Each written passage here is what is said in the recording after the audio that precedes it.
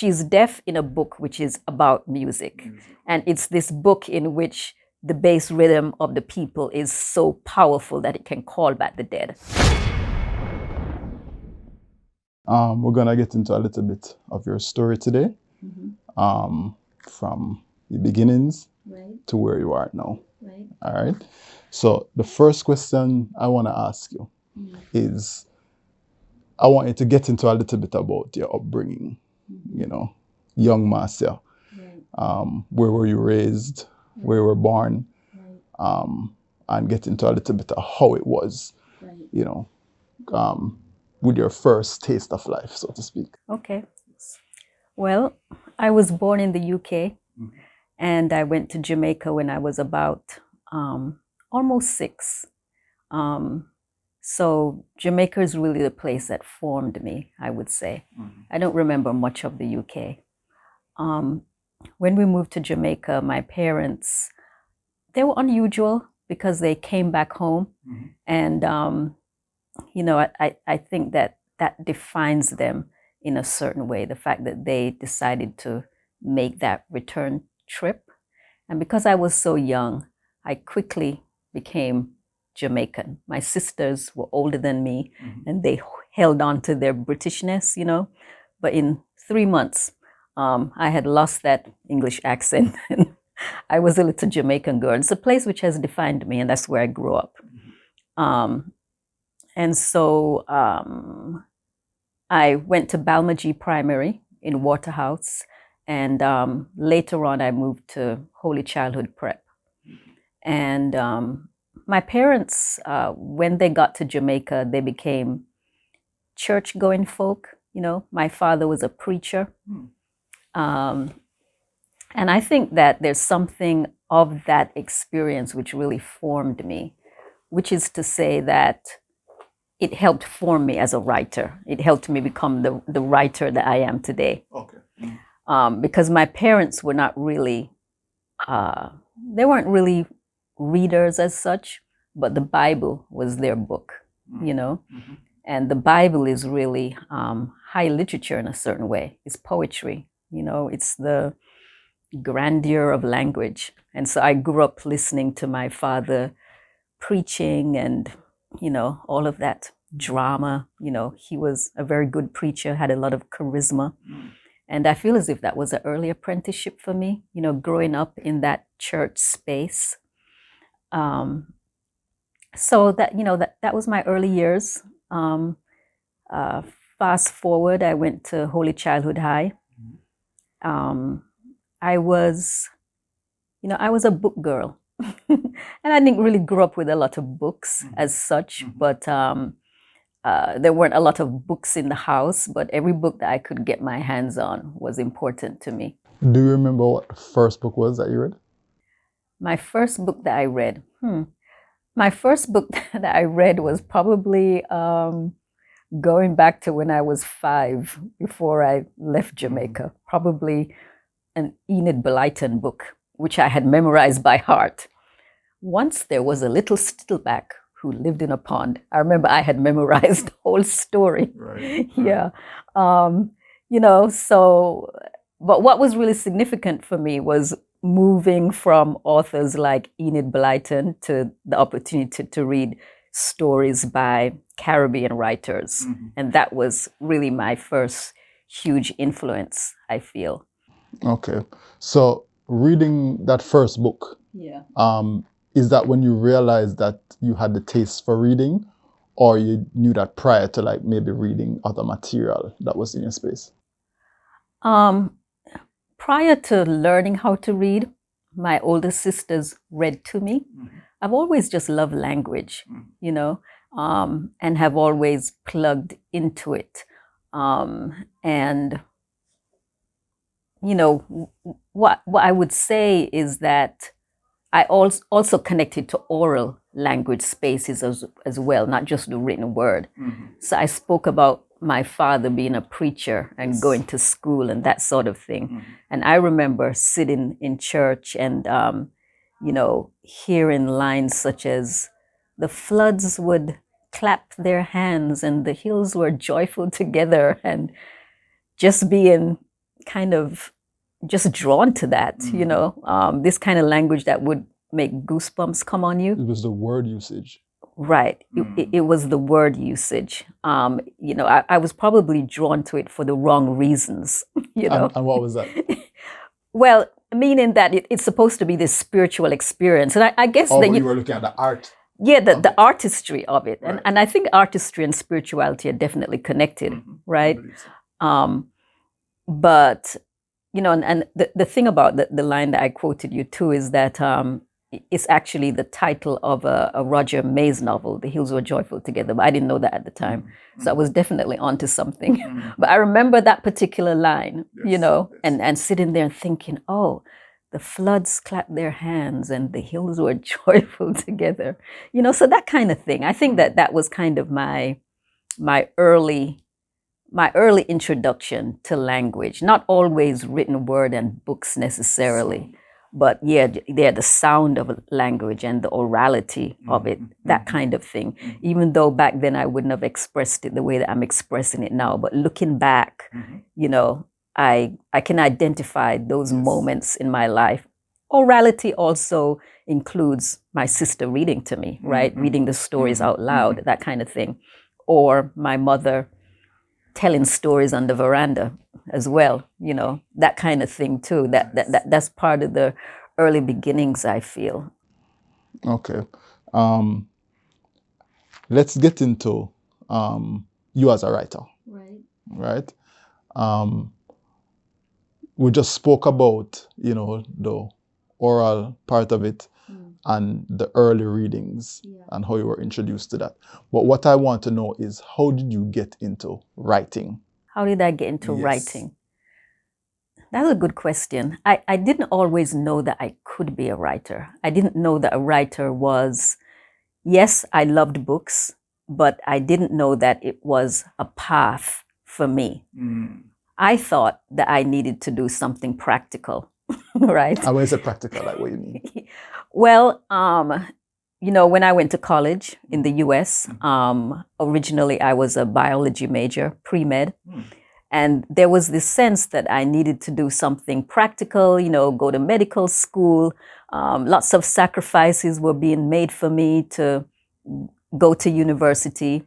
And I felt that I needed to aspire to something like that. You know, being a writer wasn't necessarily a career as such. It was something that... It's like a hobby. Right, a hobby, right? And so I didn't really give myself permission to own that. Right. But what I found is that I would be, say, in an organic chemistry class, writing little poems in the margin, you know, that kind of thing. Eventually, I took some creative writing classes and received support and mentorship in that and owned it. And it was actually really hard for me to tell my family that I didn't want to go to medical school, you know. I wanted to just, I liked books and writing. And so it was a major leap for me to do that. But I did. And I flourished.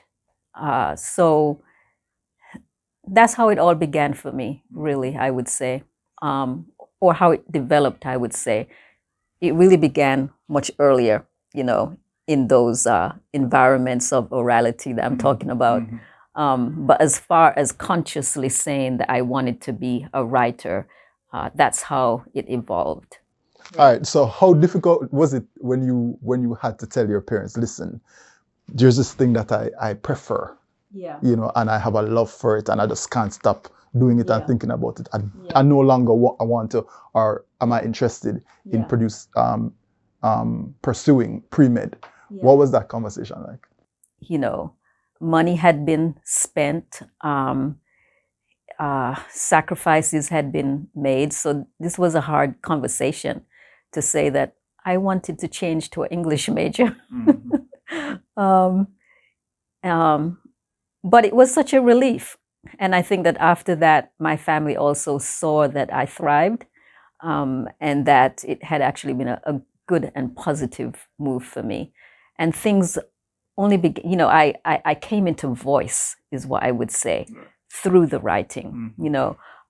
Growing up as a child, I had always been very quiet, the sort of child that didn't like to be in the spotlight, that was always looking at things from the wings, you might say.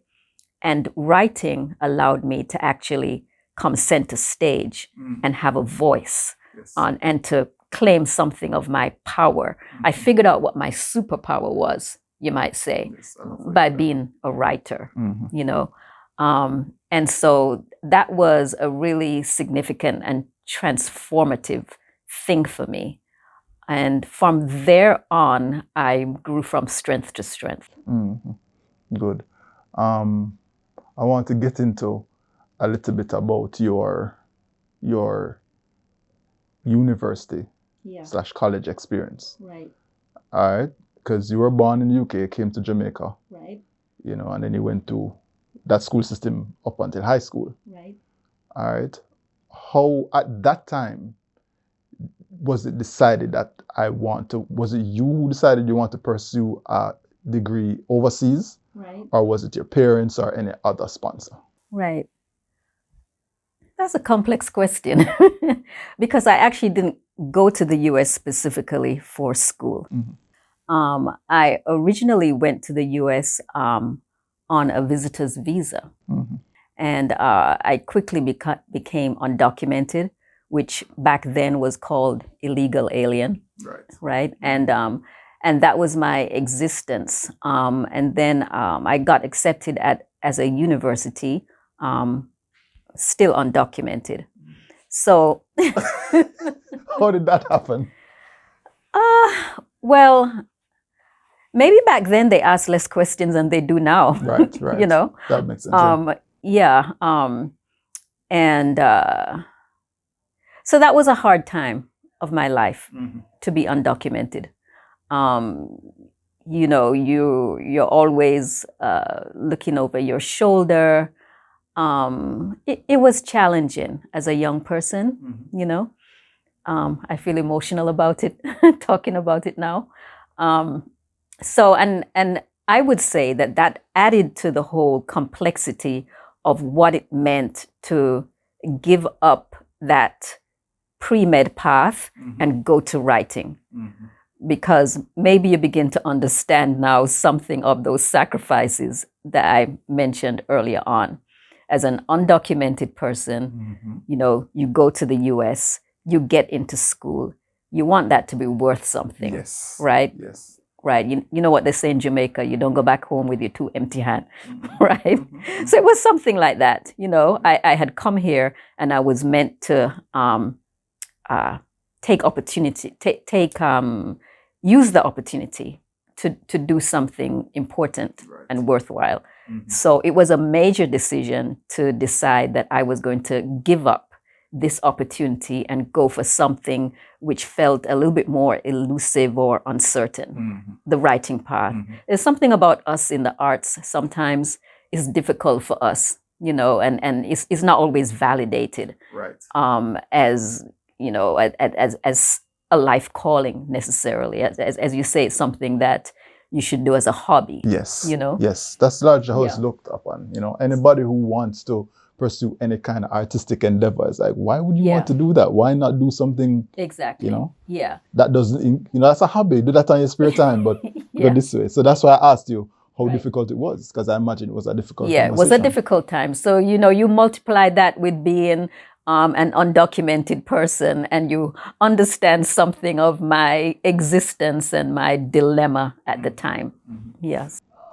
At what point along that journey, education, exploring, the love that you had for writing, at what part along that timeline did you actually decide that you wanted to write books? I figure you started writing poems at first and prose and stuff like this.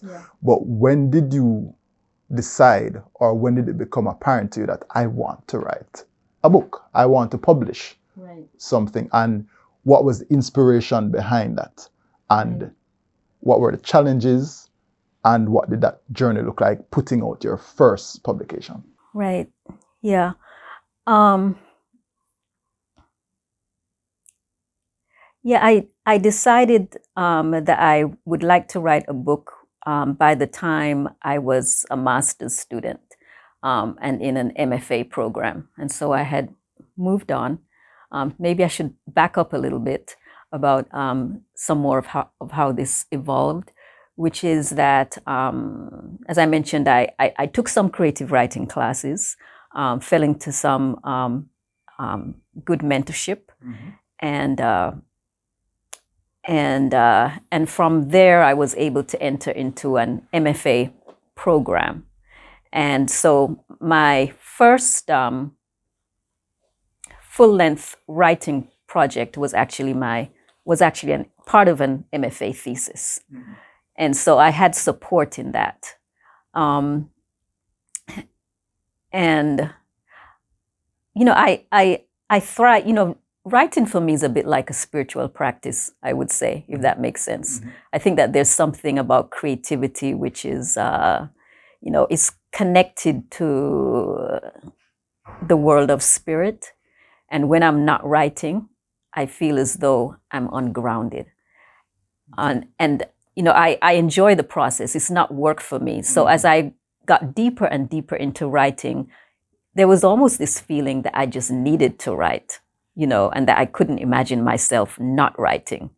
So on one hand, writing your first book is a challenge, but I feel that, beyond that becomes something of this addiction, something that you have to do because you love it, yes, right? And it becomes an obsession. Whether the work is going well or not, you keep on doing it. And that exactly. Yeah. It's a practice. So, I started off writing as a student, and then I took it on as a calling. You know what they say, that there's a difference between a career and a calling. Of course. For me, it's a calling. And that calling is wrapped up with something of the spiritual practice of it too. Okay. Yeah. When you speak to like the spiritual practice, right, and how connected that is, from your experience and your point of view, right? Does this connection mean you draw your inspiration from that, or is it the actual process and outcome that you look at as spiritual? It's less about the outcome, actually. It's something about the actual practice and the journey of it. I feel that if you focus too much on the outcome, you're always going to come into disappointment. I feel as if I'm to think of the outcome, if I'm to think of who I'm going to please, I would actually never write what I write. I would be a totally different writer. Yes. But it's because I let go of that worry about what people are going to think, which enables me to really dig into my creative well. So after putting out the first piece of work, right? First of all, before we go there, like, I know persons who write and would like to put work out. And sometimes, I don't know if it's fear or sometimes perfectionism. And I think perfectionism is a form of fear. In not letting the work go, fear of criticism, maybe, and so forth. And probably will take years. And I know persons who get up today and say, I have this idea, and get it done and published. What was your experience in that? Were you the type of person who took a long while to get it out? Or did you just do it, find out how do I get this work published and get it out there? Run me a little bit through the process, your process. Yeah. I'm actually a slow writer. Not necessarily for the reasons that you state, but I am a slow writer. And it is actually, it's not because I have this fear of what people are going to think. It's just that I have a certain standard of something I want to do, right? And I'm not in a rush to publish a book. I am interested in that process, and therefore I allow myself to dwell with the process. Nice. And so there's no haste in that. It's not about, oh, I need to get this book out quickly, because I need to get it published, I need to get it on the shelf. I'm just interested in the journey of the book. And I think that if you allow yourself to be that way, that's how you can come into your best work, right? By not rushing into it. So that's my take. I am a slow writer. I don't put out books very quickly, one after the other. There are these gaps in between where I grow as a person. I grow with the book. Each book is different. Each book represents a different phase of my life, a different, you might say, we're different. And so, the first book that I wrote, this Marcia would not have written that book. Yes. And vice versa, Right. if that makes sense. Understand. Right? Understand totally, Yeah. And so you do journey with your creative project in that way, and you have to allow time for it. So that's how I would describe my process, if that makes sense. Yeah. Okay. And the first book was published when? My first book was published in 1999. And when was the second one published? The second one was published in 2006. I actually had to, okay, what it is that I'm going to tell you the trajectory of my novels. The first one was published in 1999, 2006. And then the third one was published in 2016. So there was this long gap. And I just finished the fourth novel. So hopefully that might get published next year. Okay. I also had a collection of poetry, and that came out within months of the first novel as well. Okay, so you were working on both of them simultaneously? I was working on both simultaneously. Okay. Yes. This is what I want to get into. Right. Earlier, and yeah. I had to bring it back a little bit. I realized that there are some running themes. Right. In your work, right? And I'm gonna get into them a little bit. There is the theme of immigration and travel. Right. Right? Mm-hmm. There is also poverty and struggle. Mm-hmm. And the most peculiar one to me, which piques my interest a lot, is impairment. Right. Right? And that is the one I kind of want to delve into. Mm-hmm. But before we delve into that part, let's explore immigration, travel, and poverty. Right. Your experience, right? Because I know a lot of your work is fiction, if not all of it. Yeah. Right? I like to think a little bit, in some of the readings that I've been exposed to. I realize when persons write fiction, there's a little bit of their experiences yeah, that's true. in there. Yeah. So the immigration and travel theme and struggle, based on the conversation we've been having, I see that in your life and your personal experience. Right. Tell me a little bit of how you weave your personal experience, reality versus fiction, and how you write your characters and display this and tell your story in your works. Yeah, thanks for that question. I do write fiction, so it's not me, but sometimes it also is me, in lesser or greater ways, I would say.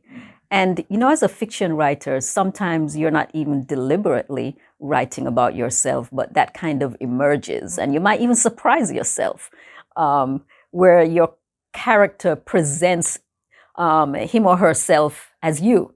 So that happens sometimes, and it's not necessarily a pre-planned thing. It's just that we do write to a large extent out of what we're connected to, So the experience of immigration, travel, that sort of thing, hardship. I draw from all of that. That's something of my emotional. I know those spaces in a heart way, And so it's natural for me to draw from that in my characters, in my characterization. So often people will say to me, so where are you in this book? And I'll say, I'm not in it. None of them are me, but actually all of them are me in a certain kind of way. If you read in between the lines, you might find a little bit of Marcia there. It might be hard to pinpoint, but I'm there. It's a way of talking about what I've experienced in life or what I've observed in life, if that makes sense. Yeah. Okay. Let's get into the impairment. Yeah. Because that one is very interesting to me. What is very peculiar to me is this as a theme across your writings. Yeah. What is the significance of the impairment, and what message are you conveying? Right. And what would you like your reader to draw from the characters, and their impairments? Yeah. Well, yeah, I do have this pattern of characters who are differently abled, I would say. There are others too. And with all of these characters, there's something of their quote unquote disability, which also gets turned into a strength in a certain kind of way, right? These are also stories of survival and of overcoming in various ways also. Growing up, I had scoliosis as a young teenager. And so maybe that was my differently abled experience, you might say. That was another challenging time in my life. I remember being 15 and being taken to Children's Hospital by my mother and being fitted with this, what do they call it, this Milwaukee brace. It was this very clunky contraption that I had to wear for maybe about 2 years. Actually, I think I got it when I was 13, until I was age 15. So that was my, that's part of my in on that. And I'm interested in this notion of asymmetry as well. It factors into a lot of my work, and it's interwoven with this theme of differently abledness. And so I've taken it on also in what you might say, as an aesthetic as well, in that it informs my approach to narrative. So I'm not necessarily interested then in writing a story which is perfectly curved and symmetrical, and that follows all of the rules of storytelling, the quote-unquote rules, but maybe giving myself some permission to take some risks and write something which is a little bit off kilter, or a lot off kilter, and asymmetrical in some sort of way. Maybe something that pushes a bit at the boundaries of what a story or a novel is meant to look like. A novel which might appear on the outside to be differently abled, so to speak, right? But which, if you take a closer look at it, that difference is actually its interest. And so I'm using it as an aesthetic in my work, but I'm also looking at those characters too as powerful beings, right? And the way in which something of their disability also becomes their power. So, there is Lena, who is deaf, but she's deaf in a book which is written out of what you might call a reggae aesthetic, to use Kwame Dawes' term, which is to say she's deaf in a book which is about music. And it's this book in which the bass rhythm of the people is so powerful that it can call back the dead. It's a book which is very much attuned to sound and vibration, but she's deaf, and she's in the book because she experiences music nonetheless. She experiences it as vibration, right? And she's actually attuned to vibration and the music in that sort of way, in this sensory sort of way. And so that's her role in the book. And the music is just as important to her as it is to hearing people. So, there's a way in which her different ability does not impair her in a certain kind of way, and it actually sensitizes her to maybe other aspects of people's being or of life, if that makes sense. Having one eye might allow you to see more deeply with that one eye, right? And maybe to see and notice things that other people do not see with their two eyes. So I'm interested in looking at the whole character. So using it in terms of my characterization, but also in terms of the aesthetic that I'm going for in my writing as well. Okay. Thank you. I love that. I love that, because as soon as I saw that, I was like, that's very interesting. Yeah, so I want you to take me through. Oh, before we go there, there's a performance element. Right. Yes. Which I also found very interesting, because normally writing takes on different forms. Yes. Sometimes it stays on the paper, sometimes it becomes theater, sometimes it becomes song, etc. Right. But with you, I realized that it's not one-dimensional. Right. Right? Because there are also physical objects. Right. Right? Dolls, can I call them dolls? Yes. That you have created for one of your books to represent. Was it the book or the actual performance? The characters in the book. Okay. Right. Yeah. I also have a one-woman show. Yeah, which is Natural Herstory. Yeah, which is what I wanted to get to. Right. But yeah, as I said, I realized that your work not only takes on or stays on paper, but it makes it into the three-dimensional world with performance and the dolls. Could you tell me a little bit more about that process, or where did it come from? Yeah. Because a lot of writers just write and that's it. Yeah. But you are taking characters from your book and bringing them to life, per se. Right. Not only in the imagination, but in the physical world. Right. Tell me a little bit more about that process. Yeah. For me, all creativity comes from the same place. So writing is my primary genre. It's my home space. But I also get a lot of meaning and satisfaction from delving into other art forms as well. And so, for example, with Notes from a Writer's Book of Cures and Spells, I have this character, Flamingo Tongue, who makes dolls. And I decided that I would make dolls too.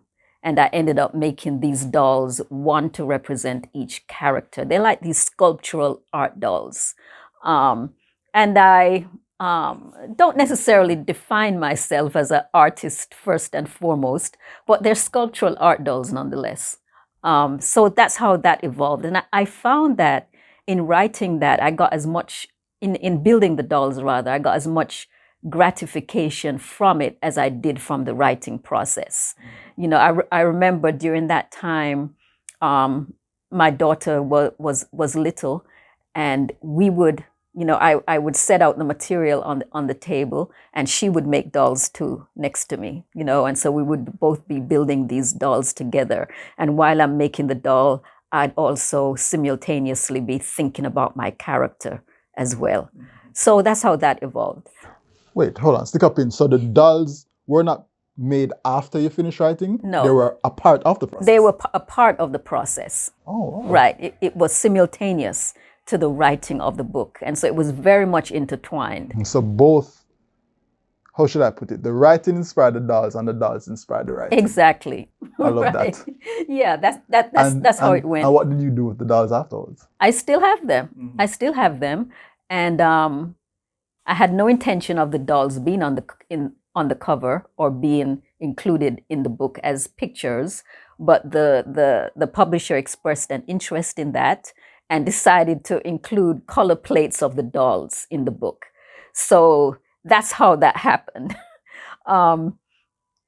As far as the performance goes, I've always enjoyed reading my work.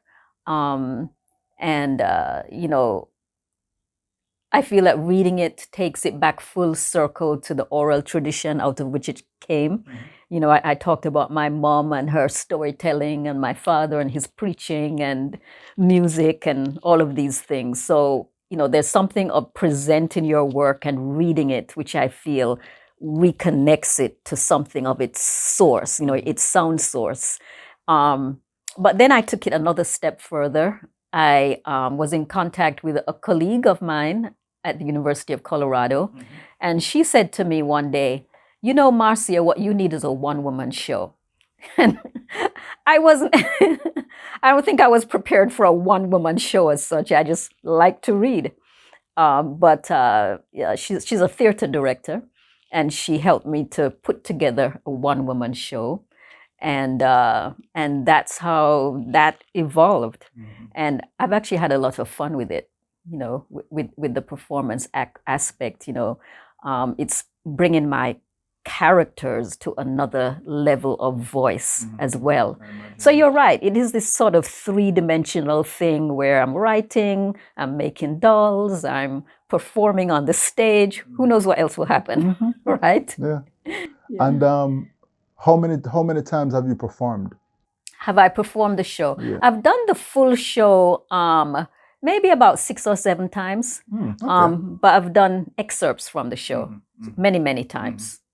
Yeah. Okay. And what comes with that? What's the feeling that comes with actually bringing your character to life in that way, where you are the one who is portraying all, I think it's 7 of them? Yeah, it's 7 Jamaican women of different backgrounds. Mm-hmm. And they are very different.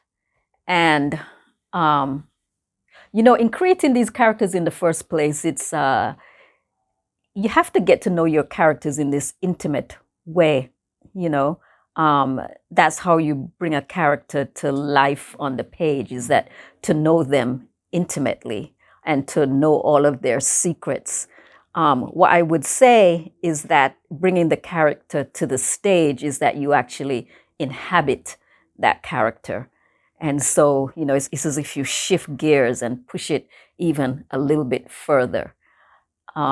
So that's something which feels, you know, there's lots of emotion there. You know, there's lots of emotion to do that. Yeah. Nice. All right. Well, in closing the program, yeah, and wrapping up, I'm just gonna ask you to just, from each novel, right, just give me a short synopsis of what the book is about, what it means to you, and what you hope the reader, right, to get from whatever message you're conveying. Okay. Well, the first novel is Madame Fate. Madame Fate, as you know, is named after a flower. Mm-hmm. It's a little white star-like flower, you know, going back to one of your earlier questions about my connection to the land and to medicinal plants and that sort of thing. Madame Fate,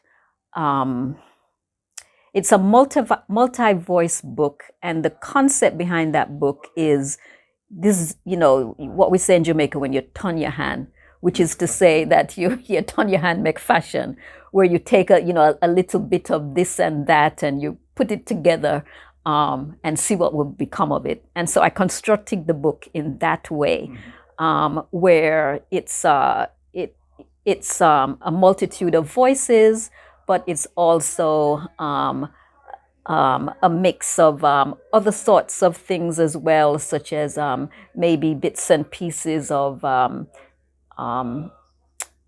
recipes or stories within the story, that sort of thing. It's a sort of pitchy-patchy, I might say, if that makes sense. Notes from a Writer's Book of Cures and Spells. That's the book with the dolls in it. And that book is narrated by a woman who is a craftsperson, artist, in a certain kind of way, and makes dolls herself. In a more fundamental, she is the narrator of the story, you might say, but in a more fundamental way, it's a story about a group of children who live in Maypen Cemetery. Over the years, there have been various people who have actually lived in the cemetery. So this story imagines a group of children in the cemetery, and this is their story. Flamingo Tongue narrates their story. The Marvellous Equations of the Dread, my most recent novel, is written out of the reggae aesthetic. It's a book which imagines various historical figures returning to Jamaica: Bob Marley, Marcus Garvey, Queen Nanny. They return to Jamaica because they are called by the sufferation of the people, and there's something of the music which has the power to call them back. And it's set in Halfway Tree, and Halfway Tree, as you know, used to be the site of a silk cotton tree. The novel imagines that there was a slave boy who died at the silk cotton tree, and he died with a word at the tip of his tongue. And the novel is sort of journeying to retrieve that word that was at the tip of his tongue as he died. And so it's something of the mission, unbeknown to him, of Bob Marley's mission to help retrieve that word. So I would say, you asked for the message of each book. The message of the Marvellous Equations of the Dread, without telling too much of the story, is for us to honor and nurture our youth, because they are our future. There's something of a youth message which is in all of these novels, actually. I spoke about the children in the cemetery, and arguably there's that message in that book as well. In Madame Fate, it also ends with the pregnancy of a young woman, and there's something of that message in that book as well. Nurturing and honoring our youth, because we are only as good as our youth. The book is constructed around, I'm using reggae as something of, you might say, I'm using literary devices based on sound and vibration of reggae. So you have some sections which are imagined as version, remix, dub side. The dub side of the book is what I call the spirit side of the book. It's that space where Bob Marley meets Selassie after they have passed away. You know how dub music can kind of put you into this sort of trance, or this sort of zone space. So it feels like a spirit space where maybe the dead would meet. So that's how the dub side functions in the book. It's that space where that sort of thing can happen. And then, there are versions, which is to say that there are different stories within the story, or versions of stories, and different takes on the same story. Yes. And then there's the concept of remix as well. And that's sort of me being a sort of writing DJ, you might say. Wow. And having fun with it. Yes. So I had a lot of fun with this book, and as a writer, I'm really interested in experimenting with form and looking to see what a novel can become.